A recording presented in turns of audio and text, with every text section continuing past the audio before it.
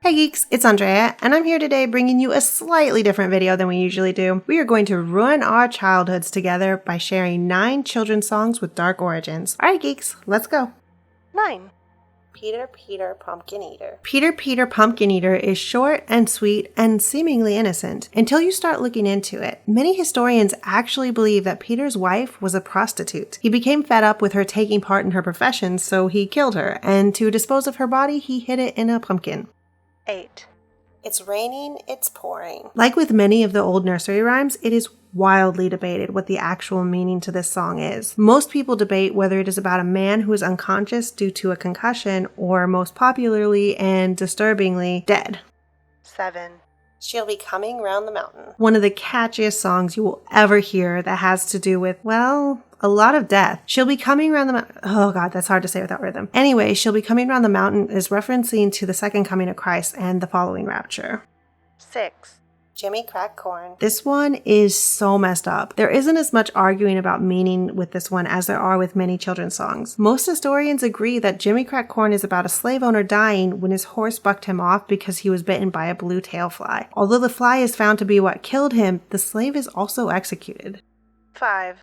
3 Blind Mice. Any song referencing to Bloody Mary is likely to be really messed up. With lines about getting their tails cut off, it's easy to agree that 3 Blind Mice really fits the bill. The 3 blind mice mentioned were neither mice nor blind. And don't worry, the tail in question is not referencing to any things hanging off a male's body. Instead, these poor guys were burned alive for conspiring against the queen. 4.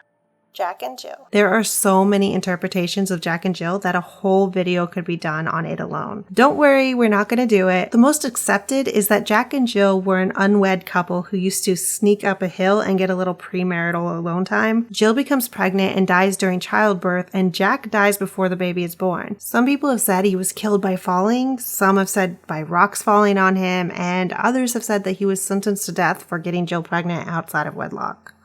3. Rockabye Baby. This is one of the many songs that my mom used to sing to me when I was a child. Like with most of these, the meaning has been greatly argued. Some believe that the baby falling is simply a mother placing a baby from her arms into the cradle at bedtime. Most disturbingly, many believe it's about dead babies, but thankfully, there doesn't seem to be a lot of evidence to support this theory. One of the most believed theories is that the song is a reference to giving birth. So the woman would be the tree, the cradle rocking would be contractions, and when her water breaks, the baby will come out of her, placenta and all. 2.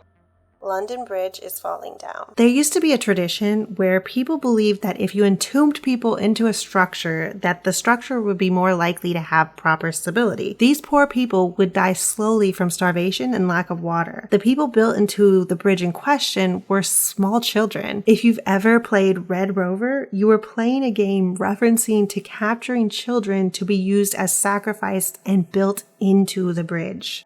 1. Ring-around-the-Rosie. I'm sure a lot of you expected this to be number 1. Ring-around-the-Rosie is the epitome of songs used to help make light of or cope with dark situations. Although some historians don't acknowledge the idea of the song being about the Black Plague, there is a lot of evidence to support it. If you haven't researched it much, the Black or bubonic plague has been called the largest catastrophe in human history. 30 to 50% of Europe's population was wiped out between 1347 and 1351. Ring-around-the-Rosie is believed to reference a rash that would appear on the victims' bodies, pocket full of posies, an attempt to mask the smell of disease and ultimately death. Ashes, Ashes is said to be referencing the cremating of the victims. In many cases, not only were they cremated, but their homes and their belongings were burnt to the ground in an attempt to destroy the disease. In alternate versions, Ashes, Ashes was replaced with achoo, achoo. Heavy coughing and sneezing were 2 of the symptoms that showed up closest to death, leading into we all fall down or drop dead as the final symptom of the disease. Alright geeks, that's going to do it for this video. On most of these, historians are very conflicted on whether these meanings are accurate or people looking too far into things. So what's your conclusion on it? To me, the simplest answer is usually the right one. Either way, I find them incredibly fascinating. Let me know what you guys think of these. If you like what you saw and want more, be sure to hit that subscribe button for me. Follow us in the social media links below so we can hang out and talk about future videos. Alright geeks, see you next time.